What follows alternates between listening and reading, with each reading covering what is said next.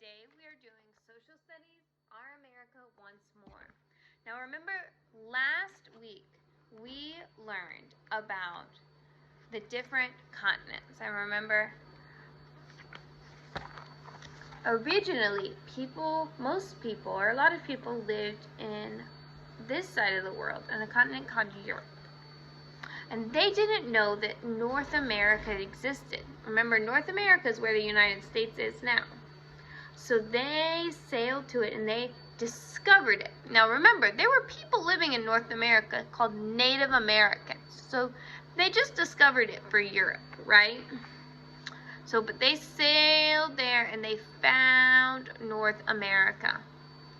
Now remember, people came to North America for all different reasons.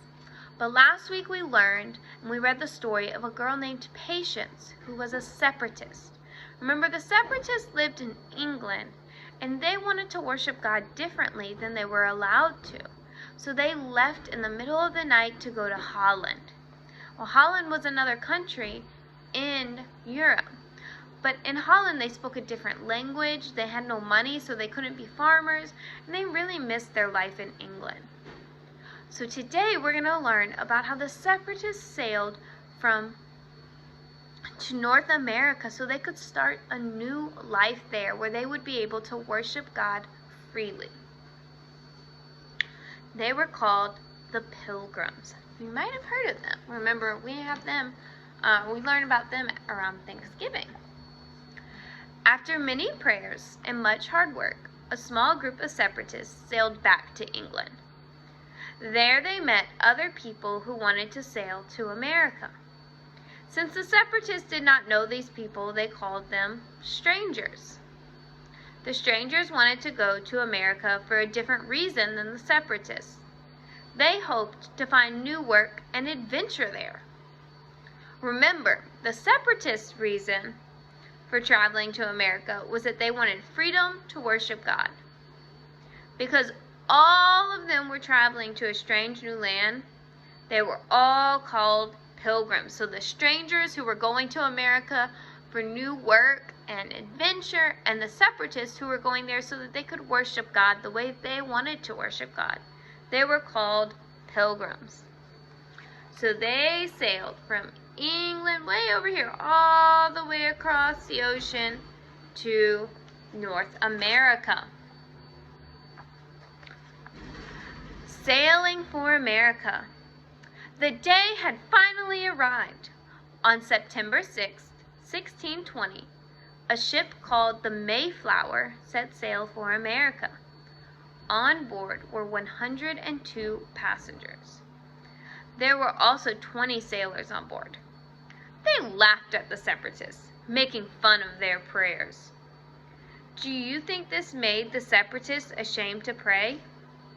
No, it did not. They kept praying, and they kept asking for God's help. The captain of the Mayflower was Master Jones. He was an excellent captain, and unlike his sailors, he was very kind to the separatists. So here are the separatists on board the Mayflower, and they're reading the Bible and praying. For 65 days, the Mayflower sailed the Atlantic Ocean. The water the Pilgrims had was stored in barrels. This water quickly became stale. There was no water for baths or for washing clothes, but some of the boys did not seem to mind. There were no vegetables, fruits, or fresh meat to eat. After the dried food that they had brought with them was gone, they ate crackers and stale bread. Yet they continued to thank God for His goodness. He was sending them to a country where they could be free to worship Him. Can you imagine how the ocean's high waves tossed their small ship? Many of the pilgrims became seasick. All of the Mayflower's passengers and belongings were crammed together. Some of them even had to sleep inside a small boat the Mayflower carried to use in America. The Mayflower today would have looked very tiny besides today's ocean-going cruise ships. That was the Mayflower then. These are our ships now. There's a big difference.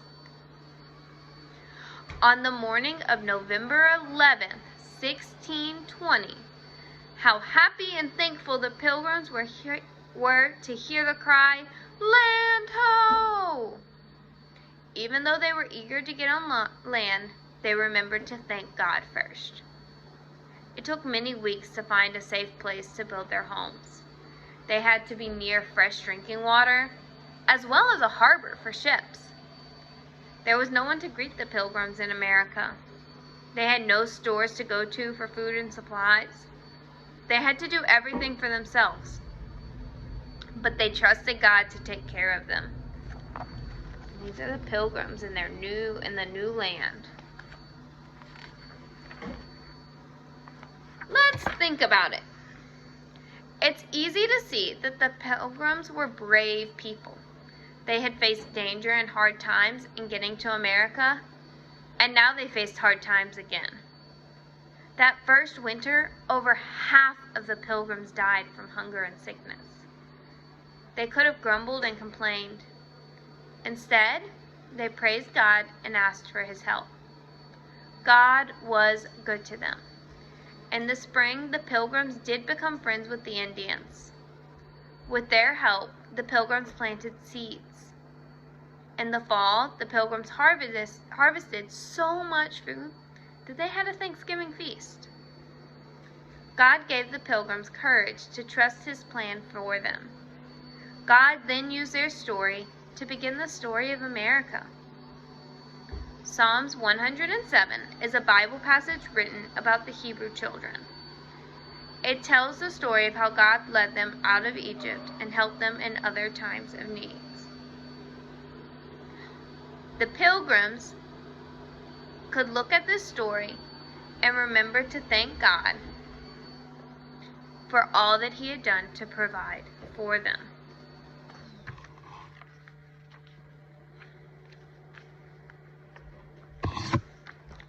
A lasting friendship. Do you remember the Pilgrims' first winter in America? It was a very, very, very hard winter. The next winter was much better, thanks to their Native American friends. This friendship helped them survive and be successful in America. That first spring, the Pilgrims made a lasting friendship with a Native American named Squanto. The Pilgrims were surprised to find that he spoke English. Squanto chose to live with the Pilgrims because his tribe had all died in a great sickness. Through Squanto's help, most of the neighboring tribes made peace with the Pilgrims, and some tribes proved to be great friends to them. The Pilgrims had never seen corn before. They did not know how to plant it or even eat it. The Native Americans called corn by a different name, maize. Squanto told the Pilgrims that when the oak tree leaves were as big as a mouse's ear, it was time to plant the corn. What season of the year do you think that would be? Squanto and his Indian friends were good farmers. Patiently, Squanto taught the Pilgrims to dig a small hole in the soil. How the Pilgrim boys and girls' eyes popped when Squanto dropped a small fish into the hole with the seed. A dead fish with seeds? The fish was used to fertilize or add nutrients to the soil. Sometimes Squanto would drop a pumpkin seed, bean seed, or squash seed into the hole. Pumpkins and squash were new to Pilgrims too. And this is a picture of the corn, and then the Pilgrims learning how to plant all of these different things. After the crops grew, the Native Americans taught the Pilgrims many ways to prepare food. These are the ways the Native Americans taught the Pilgrims to prepare corn. They taught them cornbread, roasting ears of corn, hominy, and cornmeal. Which of these is your favorite? Mine is cornbread.